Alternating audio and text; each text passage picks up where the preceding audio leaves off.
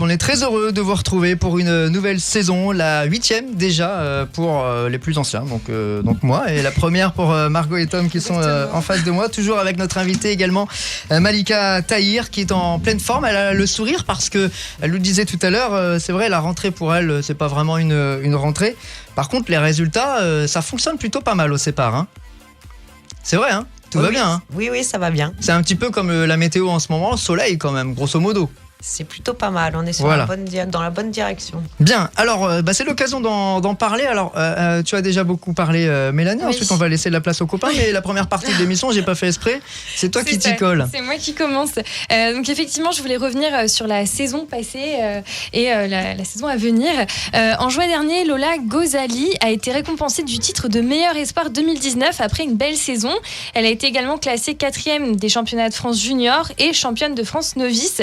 Est-ce que tu peux nous faire un retour sur cette saison? Tu t'attendais à autant de titres pour elle? Alors la saison est passée super vite. Ça a été notre meilleure saison point de vue résultat. Je m'attendais pas à ces résultats ni pour elle ni pour les autres. En ce qui concerne Lola, c'est une patineuse minime qui a 12 ans. Elle a pu participer au championnat de France junior sous dérogation de la fédération. Donc une 4e place était déjà très bien. Ensuite, en championnat de France novice, elle est surclassée parce que c'est une patineuse minime. Elle a gagné. Elle a gagné le cours et a fait seconde au programme libre. Comme elle avait pris pas mal d'avance sur le programme court, elle gagne le titre. Et en gagnant le titre, ça lui a empêché de participer au championnat de France minime. Ça lui aurait peut-être fait un titre de plus, mais c'est le règlement, c'est comme ça. Oui, voilà. Puis elle s'arrête pas là, puisqu'elle a passé une partie de son été à Méribel et Villard-de-Lans. Villard-de-Lans, attends, je suis allé en vacances là-bas, donc tu prononces bien, s'il te plaît. Hein. Oui, Villard-de-Lans. Super joli, hein. Comment s'est passé cet été pour elle? Alors, ça s'est bien passé. Lola a un tout petit problème de santé qu'il va falloir résoudre. On travaille dessus, on essaye d'avoir les meilleurs spécialistes pour avoir les meilleures choses, les meilleurs traitements possibles. On explique à nos auditeurs, c'est que t'es pas toute seule ici, et du coup on réclame des bisous, on réclame des câlins, et c'est ça les aléas les aléas du direct. Du direct, voilà. J'en profite du coup pendant qu'il y a les petits câlinous en direct pour faire un gros béco et à Laurine, et dont on va parler dans quelques instants, et à Lola. Tu étais avec elle, Malika, c'était ça commence à dater, donc elle était encore plus jeune, et elles ont quand même eu la capacité à répondre aux questions à cet âge-là. On sait que c'est pas évident, donc on leur fait un vrai gros coucou.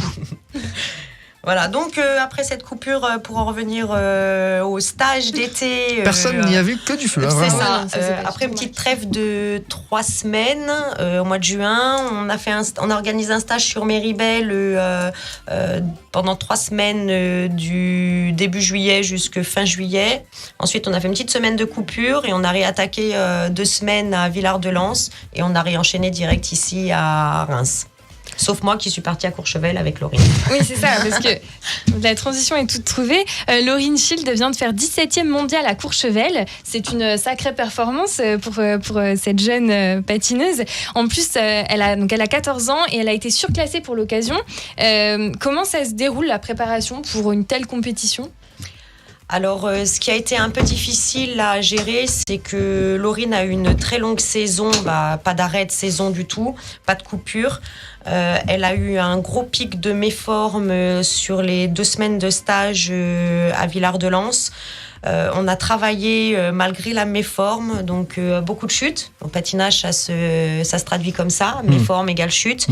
On s'est posé la question si on allait réellement participer à cette compétition qui est, la fédération attend beaucoup des Français et donc de nous en l'occurrence par rapport à cette compétition. Après beaucoup de discussions avec Laurine, on a décidé d'y aller. Parce que malgré tout, on s'est préparé pour. C'est ça, oui. C'est ça. Et Laurine a abordé la compétition d'une façon brillantissime. Je dirais qu'elle s'est battue. Elle n'était pas au meilleur de sa forme, elle aurait pu mieux faire.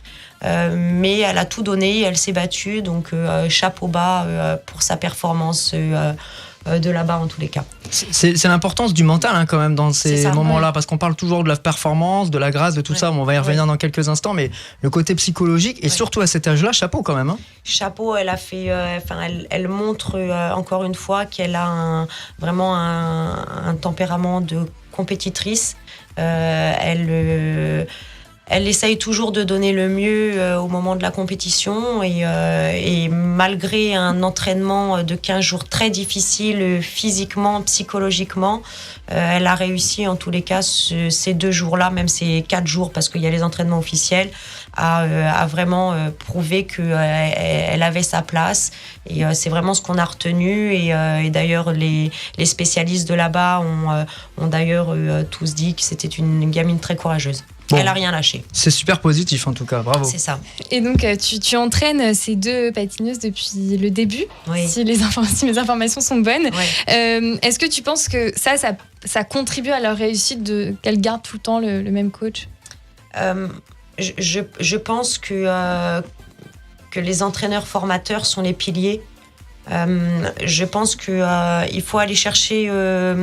Il faut pas aller chercher. Il faut faire venir de l'expérience supplémentaire sur place, c'est-à-dire faire appel à des intervenants extérieurs, étrangers, mais sur place, pour que l'entraîneur formateur puisse prendre aussi certaines choses extérieures. Je pense que en tous les cas, les patineuses ont besoin de se sentir en confiance. Et je pense que c'est important qu'elles aient leur entraîneur de départ. C'est quoi? C'est un peu une relation un peu mère-fille, une sorte de deuxième maman, parce qu'il ne faut pas oublier leur première quand même. Hein. Alors je dirais que non, parce que je ne suis pas très maternelle avec elle. Ah oui, t'es plutôt dure, exigeante? Je suis exigeante. Je pense être juste. J'essaye de les pousser dans leur retranchement, encore une fois tant physique que psychologique. Après, je pense être assez pédagogue, mais je veux pas prendre le rôle de la maman. Ouais. Et tu les connais aussi, parce que comme tu connais les réactions, leur caractère, c'est plus facile aussi d'adapter ton discours en fonction de leur caractère, encore plus en grandissant, j'imagine. Je les connais depuis qu'elles ont 4 ans. C'est ça. Donc je les ai vues grandir, je les ai tous les jours, 2 fois par jour. Et je pense que ça aide aussi. Quand on part aussi en compète internationale, on est sans les parents. Donc je sais pas quel mot employer. Et alors maman, c'est un peu fort, mais en tous les cas, je suis une genre de tutrice aussi à côté, quoi. Tata Malika. Je préfère. Allez, banco, c'est vendu.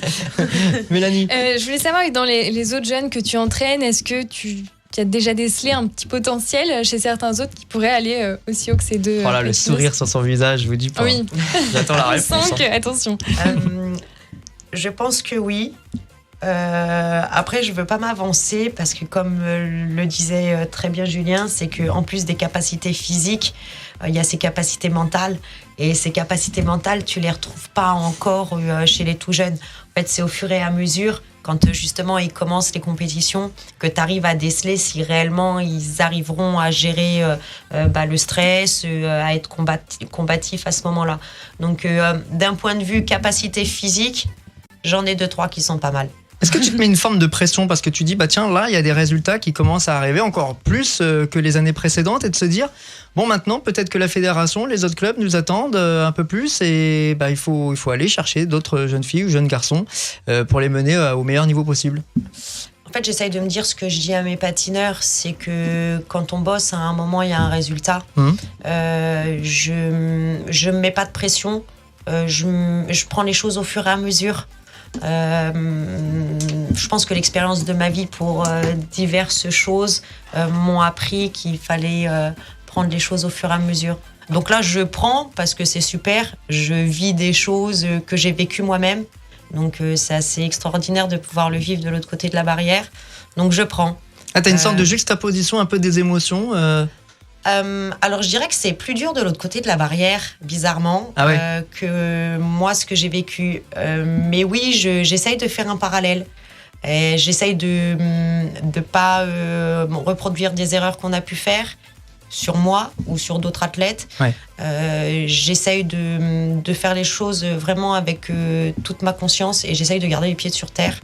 Et vraiment, je prends les choses au fur et à mesure et je pense que, bien sûr, on nous attend, mais voilà, Sans pression. sans pression. Et c'est tout à ton honneur.